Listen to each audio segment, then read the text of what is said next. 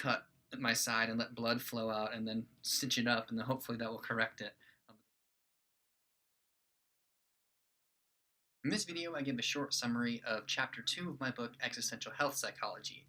This chapter is kind of an overview of the history of modern science and how it influenced medicine, and sets up the rest of the book. And is a good example of what modernity did to the practice of medicine. Remember back into elementary school, and if you were a student who was trying to get out of going to school, you might have complained of a sore throat or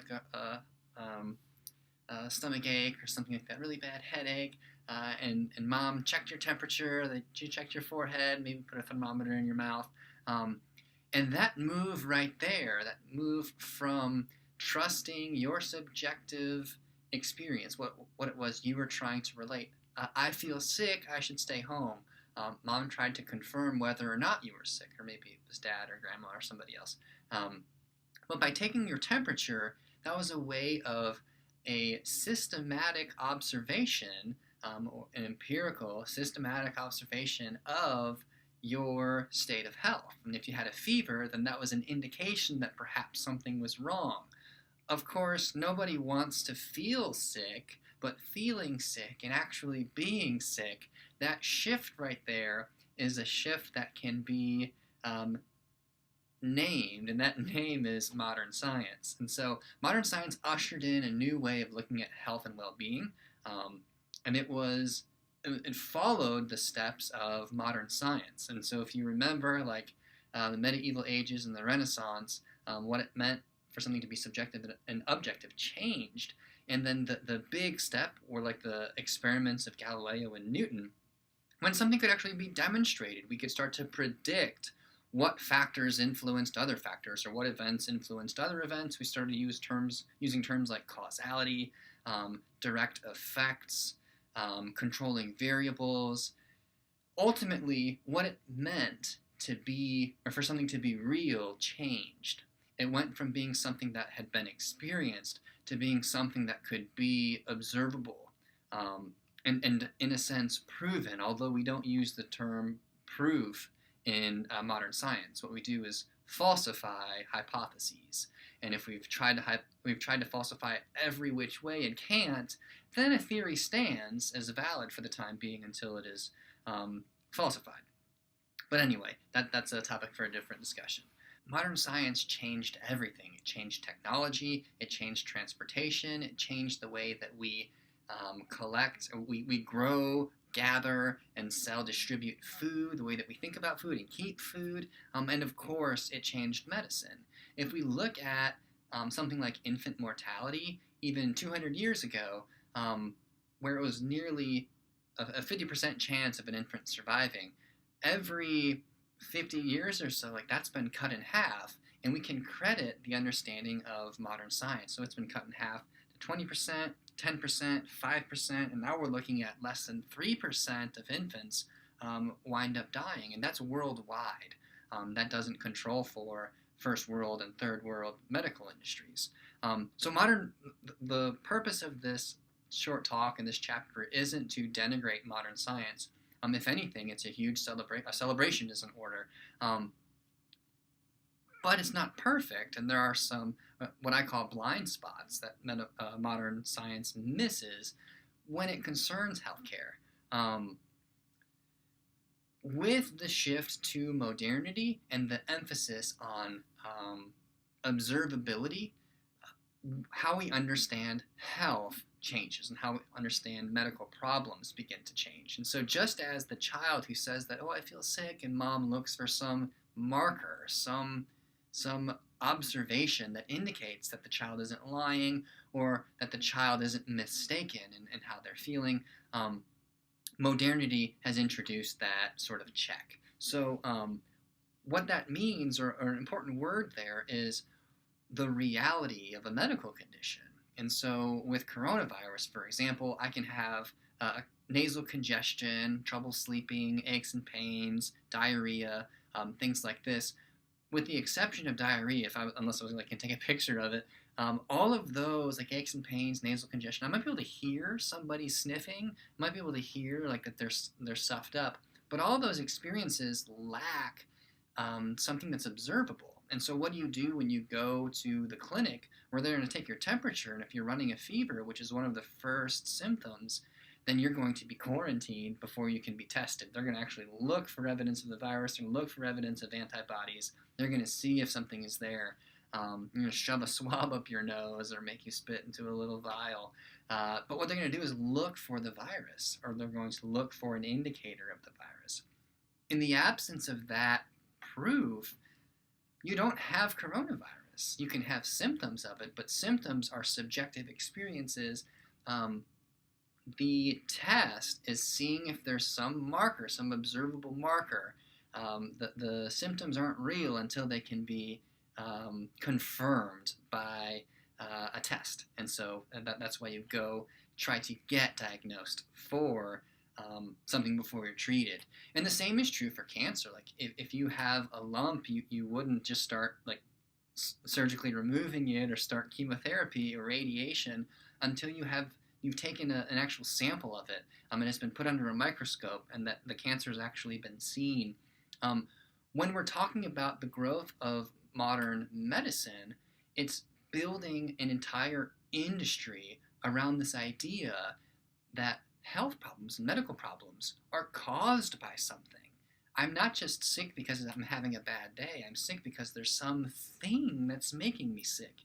And the word for that thing is a pathogen. Sometimes a pathogen is actually takes up space itself. It has mass, and so it could be a virus, it could be a bacterium, or it could be a broken bone, and so the pathogen would be evidence of a fracture in a bone, and that can be seen in a CT scan, or can be seen or felt by a physician who is trained to feel something like that. I might sprain my wrist, and I have all the same problems that I would have had I broken my wrist, but the evidence would be in the x-ray actually seeing the broken bones. And so what we're talking about is the reality of a medical problem. And with that reality, once we know the virus, we know the bacterium, we can try to kill the virus, try to kill the bacterium. We can try to help the immune system fight these things off. What is it that we're trying to do from a modern medical perspective? Well, we're trying to attack the pathogen. And so the emphasis here is on getting rid of the pathogen. Now, has this been successful? Absolutely. By the end of the 19th century, it was still common for people to die of things like measles, mumps, and other infectious diseases. It wasn't unusual.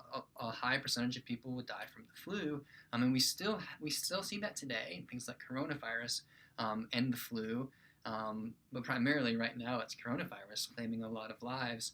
But it's not like hands are tied. There's work on a vaccine because there's an actual pathogen, the virus itself, that can be examined. And so the emphasis there is on the pathogen. What is a pathogen? Well, a pathogen is something that pathos, that inhibits or breaks down or injures. And so the pathogen is the thing that causes all of that distress and agony and anguish. So the emphasis of modern medicine is on the pathogen and getting rid of it, trying to treat it. And that's been great. We've cut out infectious diseases. It's gone from number 1 killer down to like 4th and then 10th, and now it's like distant. It's probably rising up right now because of coronavirus. I wonder where that figure is now, but it's certainly not as high as accidents. Not yet, at least.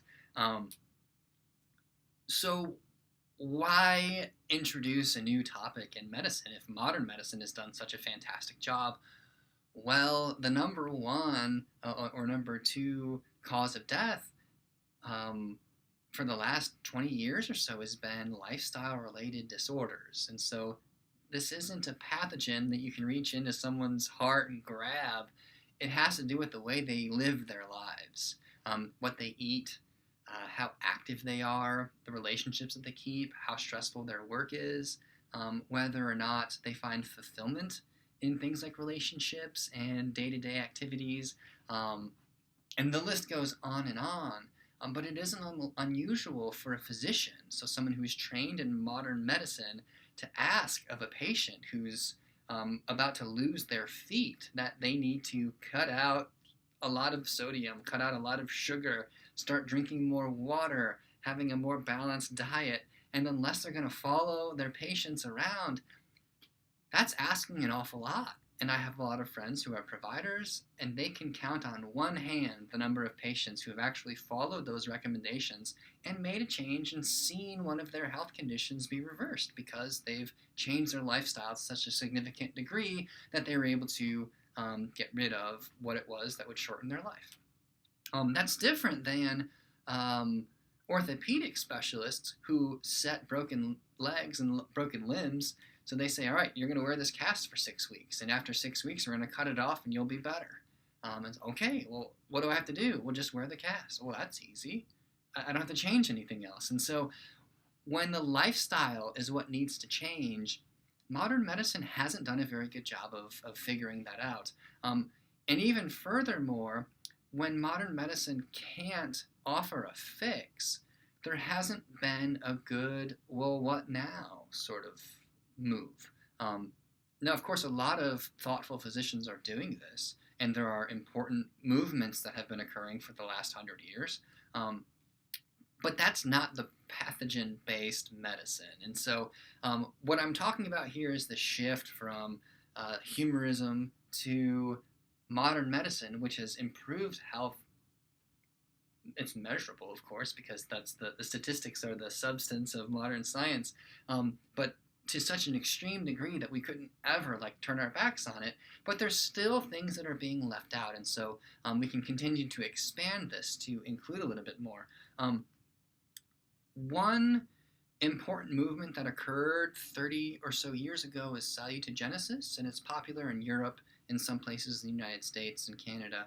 And this is sort of, think about the yin and yang. If yin is pathogen or pathogenesis, so finding the cause, salutogenesis is health-based. What sort of things improve your health? And so it's flipping the problem upside down. So rather than saying to the person with cardiac disease, stop eating sugar, stop eating sodium, stop eating rich fatty foods, salutogenesis says, what sort of things are you eating that you would consider healthy? It's like, well, I eat yogurt, and I try to have granola instead of pancakes, like those sort of things. And it's emphasizing what the patient is already doing. And so salutary-based healthcare, what sort of things are you already doing that you can continue doing?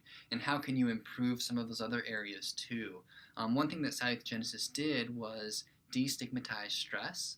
And so I'm sure you remember from the 90s, that stress kills.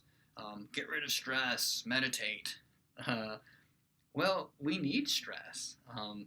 Talk to athletes, for example. They stress themselves out and then recover, and then stress themselves out and recover, and that's how they get stronger. And we also need stress to organize our lives around.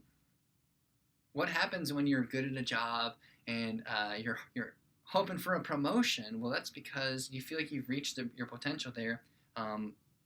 Or you've reached expectations, but you still have untapped potential. You want to work a little bit harder. You'd actually value that more. Of course, it's difficult, but you want to continue to challenge yourself.